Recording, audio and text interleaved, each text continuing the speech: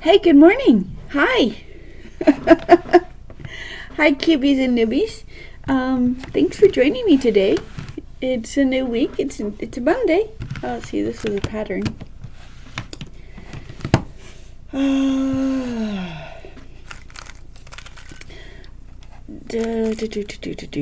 Sorry. Scramble the cube. Da da da da da.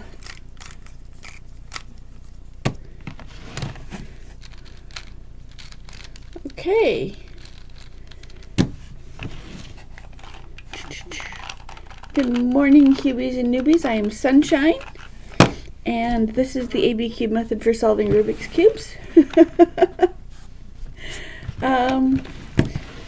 Yeah. A little bit distracted this week because I'm preparing to move, relocate. And moving is just more fun than anyone should be allowed to endure. I just don't. Okay. So, how are you guys doing this morning? This one has the cage done already. Let's start with... Oh. Ha! I have a parody. A parody is where it looks like there's two pieces and only two pieces that need to switch. This edge, an edge piece can only be in an edge place. So when you're down to the last two, oh, there's three edge pieces. It's not a parody. I lied. Hold on. Now it's a parody. This piece wants to go here. This piece wants to go here. And every algorithm will move three pieces and three pieces. The basic algorithms will move three pieces around. Formula B will move three pieces around. And if I try to move three pieces around, I'm going to change what the parity looks like, but it's still going to be two pieces that need to be interchanged. And the parity is a lie because there's always three pieces. And if there's only two pieces that you can see, the third piece that you can't see is the piece that you can't see. And it is the row that touches this parity. So if you turn that row 1/4 turn either direction, then you now have 1, 2, 3 pieces that are out of place. And those three pieces you know how to move. So the parity, we only call it considered a parity because we've already got this. If you've already got the centers done, then you don't want to displace what you've already done. But if they were correct, you wouldn't have the parity. So that's why I go outside in. I do the corners first, then the edges, and then if a corner parity shows up, I just rotate the corner, rotate the slice, and continue. If an edge parity shows up, I just rotate the slice and continue.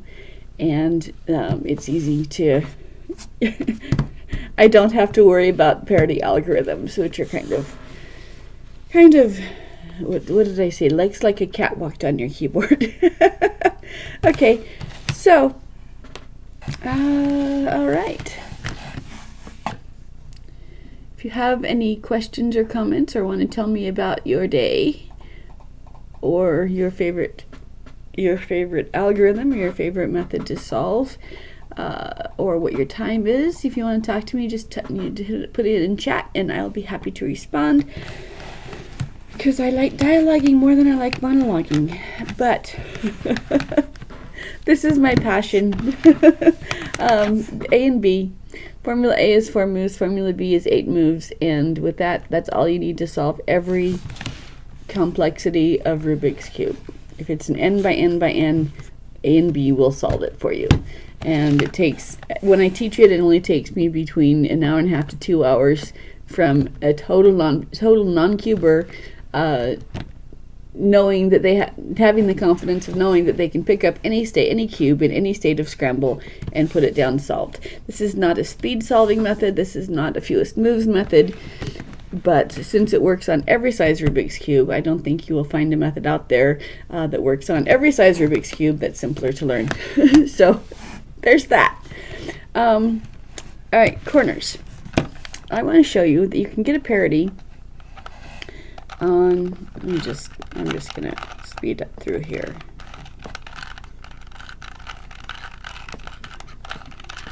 Because you can get, okay, bring the corner to the top, move the pieces around if you need to. Formula B is up, up, down, down, and A is out, down, and up. Brings your color to the top, slide the top. I'm going to just sweep through it. We only think of parities as happening on the 4x4 or larger. But you can have the parity, oops, sorry, on the 2x2. It just doesn't seem to be a parity because you're not looking at other pieces that are correct that you're going to mess up if you make that quarter turn. And so you make that quarter turn without thinking about it being a parity. For example,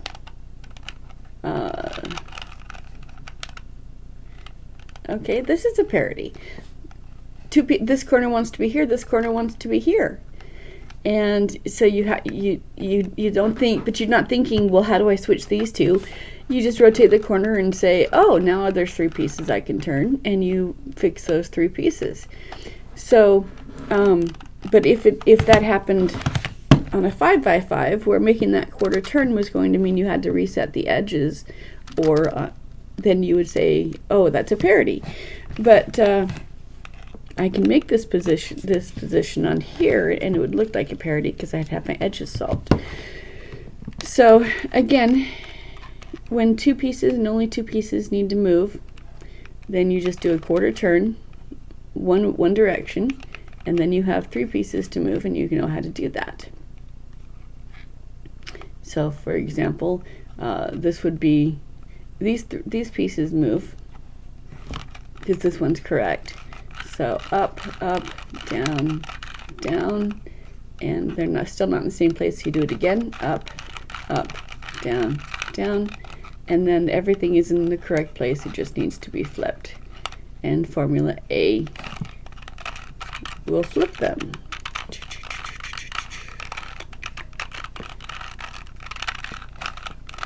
So A brings a piece to the top, and B moves 3 pieces around.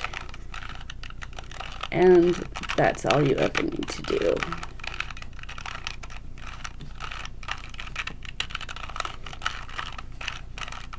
Parities are a lie, and then by a single quarter turn, and everything is fine. Okay, so I start with the corners first because every cube has the 8 corners, and so I teach every cube the same way. So I do the corners on all of the cubes, and then this one is done, and the rest of them have the corners dictate the color that the face is going to be. We used to work around the center back in the 80s, you guys, because the center does not move to itself.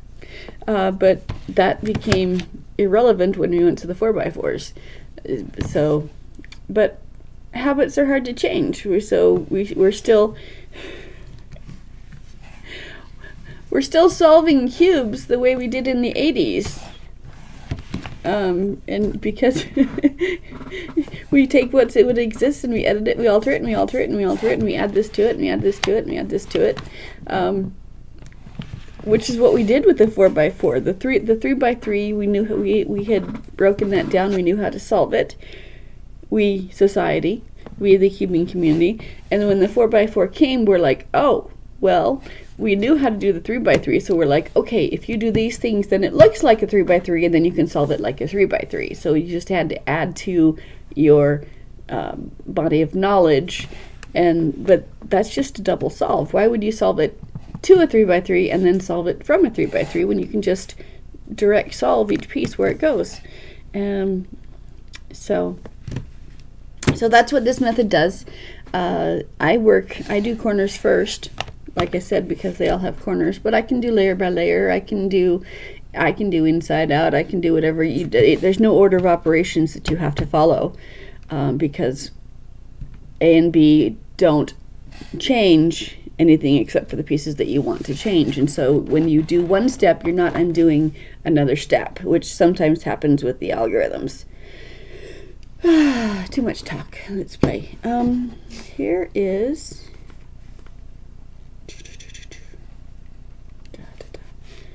I can solve that. So, Rubik's Cubes. The ABCube method does work on Minxes as well. I can solve this with just formula A and formula B. The main difference is that this has an order of operations, whereas a cube doesn't. Because with the cube, formula B always only moves 3 pieces around. But when one of your columns is the center on one of the stars, then it has unintended consequences. And so if I do this, if I do the edges after I've done the corners get messed up. So I do the star before I do the corners, and then the corners, I don't have to redo the corners. So there is an order of operations for the Minxes. If there's other cubes, other types of puzzles you want me to try my method on, I have so far only tried it on cubes and Minxes, because I haven't, that's not true. I tried it on the square one. The square one baffled me. I cannot do the square one. So, but if there's other puzzles you want me to try it on, just tell me, and I'll see what I can do.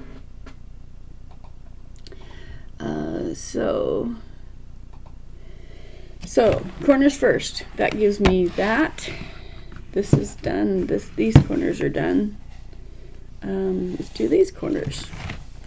I start with yellow because every cube has yellow. Not every cube has, you know, like when I have with all of my cubes, when I include my void cube and my Whittington 3x9 cube, yellow becomes the only intuitive color for treating all of the cubes the exact same way, because the void cube doesn't have a white, and the 3x9 wants the white and the yellow done first. So I start with yellow. I used to be color neutral and just say, okay, your cube has 8 corners, pick a corner. And then so they pick a corner. I'm like, okay, that cube has 3 colors, pick a color. And they pick a color, and I'm like, okay, that's the color we're doing first, and that cube is correct because you selected it. And we're gonna make the rest of the cube match it. But we're gonna start with yellow. Okay, this one already has 2 yellows, and this one has 2 yellows. Good grief, I didn't. This is why messing up is good, because scrambling is the hardest part. Because when you're starting out, you're like, oh, but I don't want to mess up what I've already done. And when you're more advanced, you're like, it's not scrambled. I can still see patterns. So when you make a mistake, that's just an opportunity to practice some more. All right, here's a yellow. I'm working on only the corners. I'm ignoring everything but the corners, and I'm looking only for yellow. So I look at this one's correct, and my left thumb is guarding it. I look at this corner, and is there a yellow somewhere on this corner? The answer is no. If the answer is yes, formula A will bring it to the top. But if the answer is no, I have to look below it to the next corner. And if there's a yellow anywhere on one of these 2 places, A will bring it to the top. But if there's not, I rotate the bottom row by quarter turns until the answer is yes. Then formula A is going to bring it to the top. We've got the bottom row and the right column. So we move this piece away from the action. We move this space down. We move the cube into the action, and the cube in the space back up again. And when yellow is on top, we slide the top row to protect it, and we keep going on this one. So formula A, slide the top, formula, okay, white here, no yellow. There has to be a yellow somewhere, or else I can't. A is not going to be helpful unless there's a yellow in one of these 2 places. And then formula A to bring it to the top.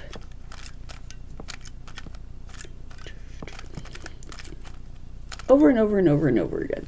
Okay, yellow's on top. Now we check the side colors to see if they match. Red does not, and either all of them will match, none of them will match, or one side will match. Because you can never have, you can't have anything else. You can't have two sides that match and the other two not match. So if no side matches, it doesn't matter how you hold it. You just do Formula B. You move to the next step, and it doesn't matter which way you hold it. But after you do that, then you will have one side that matches. And so when you have one side that matches, it faces away from you. And Formula B is going to reposition 3 cubes.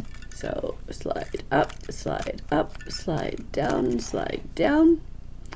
And Formula A to bring our color back to the top. Out, down, in, up, out, down, in, up. Slide the top, keep going. Slide the top, keep going. And there you have it.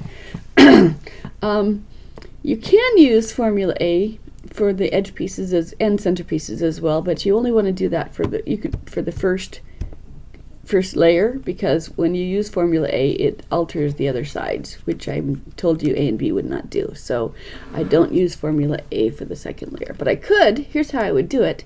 I would find this piece, and I would put it under where it wants to be. So right now it's going to land right here, which would be between these two reds. That's not what I want. So if I turn it this way, so I want this piece wants to land there, then here's how I would do it. I'd move the piece out of the way, I'd move the space down, I'd move the piece into the space, and the piece in the space back up again. So I could do Formula A to bring my to do my whole row if I wanted to. There's lots of shortcuts you can take. That was actually the hardest part about about creating this method, was ignoring all the shortcuts that I knew how to take, because I'm like, okay, but can I do it with just my A and B? So, all right, yellow corners are done. Put them down and abandon them. We're going to work on the white corners now. Formula A, we don't have to check to see whether white is on the top, because we've already established that as the opposite of yellow. So it's just a matter of Formula A until the white is on top. And then slide the top to protect it. If I rotate the whole cube instead of the top, it's going to mess up my bottom layers. But as long as I only rotate the top layer, then because of the mathematics of the cube and it being a multiple of 6 to get the whites to the top, the bottom layer does not get scrambled. If you start bringing your whites to the top and then you look at your bottom layer because you forgot to abandon it, it looks scrambled and you're like, oh, I messed it up, I gotta start over again. No, you don't. You looked at the yellow when you were halfway through a step, and that's going to look scrambled, but it doesn't scramble. So one side matches, so it goes away. Formula B moves 3 pieces around, and then Formula A brings the white back to the top again, and then this time the top 4 corners will be correct to each other. And again, we're not looking at the bottom, the yellow, until we're through with the step. And when we do, the yellows are still happy, but we're abandoning them for a reason. We're abandoning them because we trust them that while we're working with the white, they will reset themselves. And if you look at them halfway through your step, you're going to think that you've lost it. So there's the corners. First 4 are correct, second 4 are correct. Rotate the top until the top and bottom are correct, and then these 4 corners are correct to each other. We'll do it on this one as well. Looking for a yellow. Here's a yellow. These ones are not scrambled. They're not scrambled. Scramble, scramble, scramble. Scramble, scramble, scramble. Try to get away from patterns. All right. Okay. Here's the yellow corner. I'm going to make the rest of the cube match this corner. So I look at this corner. There's no yellow. So I look underneath it, there's a yellow. So formula A will bring it to the top.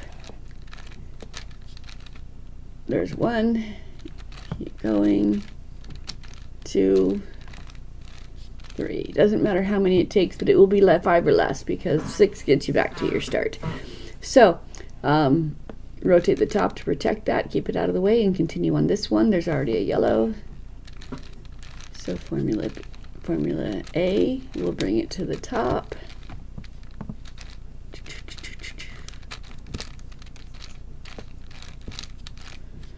Slide it to protect it.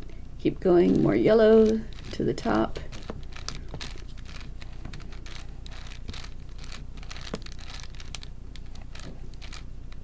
And when your yellow's on, when your color is all on the top, then you check the sides. Okay, the side that matches goes away. If there's no side, it doesn't matter. No match, it doesn't matter.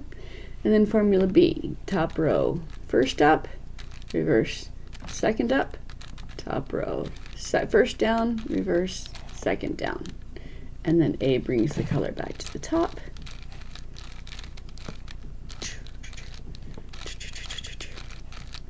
And that's what I do when I'm actually teaching someone, is I teach them the corners, and when the corners are done, it's like, that's great, wonderful, now scramble it and do it again. We're going to work on the corners until we're comfortable with them. Or you did the corners on that one, great, now do the corners on that one, now do the corners on this one, now do the corners on this one. So the first hour is just learning the corners. And then, so when these yellow corners are correct to each other, so we're going to put them face down and abandon them and work on the whites. Formula A brings our color to the top. And we don't check on our yellows until the white is on top on all 4 corners, because if we did, it would look, oh no, I scrambled it, I messed it, I lost it. No, you didn't. We're not going to look at it until we've got the whites on top on all 4 corners using formula A.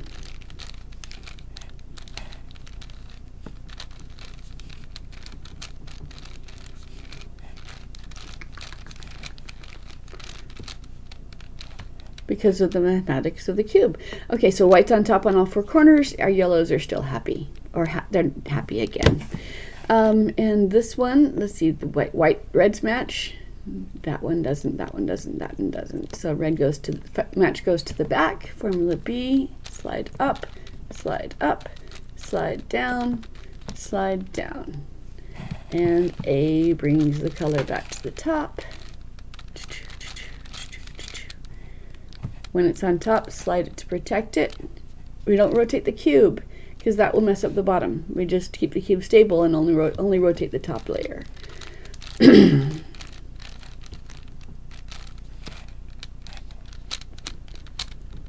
Slide.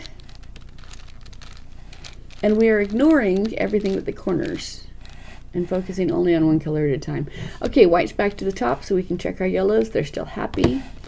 And now the white corners are correct to each other, so we rotate the top until they are correct to the top is correct to the bottom, and the corners are done. Corners are done here, corners are done here, corners are done here. So that's it. That's the corners. We'll come back tomorrow and I'll work on the opposite edges. So thank you for joining me. Go have a wonderful day. I will be back here tomorrow and we'll play some more. But if you want to help you learn this method, I'm happy to do that. Teaching is more fun than monologuing. So if you want to help me demonstrate it, that's great. If you have non-cuber friends that just want to know the secret, they're like, I don't want, they're like, I know you've spent months and years just practicing and memorizing, but I just want to know the secret. Just tell me, I just want to solve the cube. I don't want to have to do all that stuff. This is the secret. This is how to solve the cube. So after I've done the corners with someone for an hour, as I send them on their way with the cube to play with, a large cube to play with, I just do it real quick. I say, okay, enough. A and B is all you need. A will also work on the absolute center, but formula B the only reason it did corners was because you worked on the outside edges, outside columns. If you use two different columns for Formula B, then different things will happen. So go ahead and play with that. If you use an outside inside, you'll move an edge piece. Two inside, you'll move a center piece. So go ahead and play with that on your own, and until we meet again next week. And they come back in a week with a question, which I answer, and the rest of it's just playing, reinforcing, and because once they've learned A and B for the corners, then there really isn't anything more they need to learn or memorize.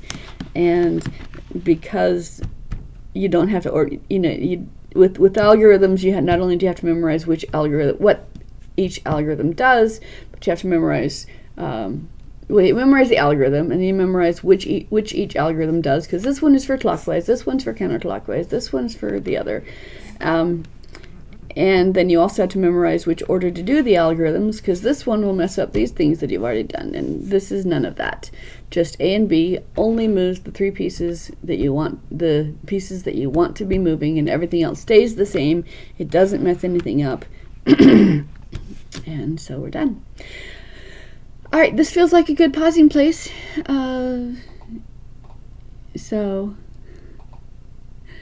If you're following me, great, thank you. If you're not following me, why not? Do it. Do the thing. All right, I'll be back here tomorrow. Bye, you guys.